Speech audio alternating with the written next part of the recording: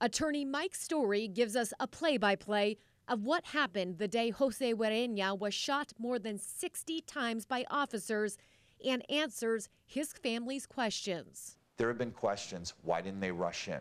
Story begins with some background. He says officers were watching Guerena's home for days, suspecting that it was part of an organization involved in drugs and home invasions. And at one point, a man who looked like Guerena conducted counter-surveillance by following detectives.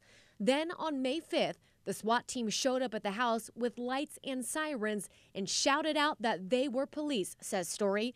Nearly a minute later, officers go in and see Guerena down a hallway. Story says Guerena lifted his gun and said this. He says to the SWAT operators, I have something for you.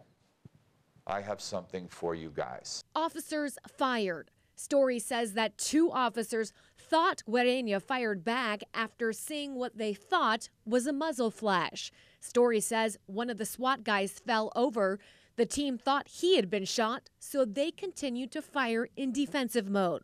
They got out of the home, now considering this a barricade or hostage situation with Guerena's wife and son still inside. Turns out the fallen officer was just fine.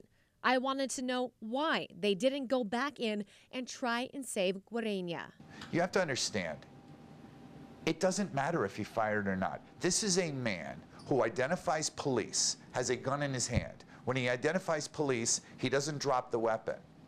He brings the weapon up to point at them and says, I've got something for you. What would you be thinking at the end of the hall? Story says after getting Guerena's wife and son out of the house, they still weren't sure if the perceived threat was gone, so they sent in a robot.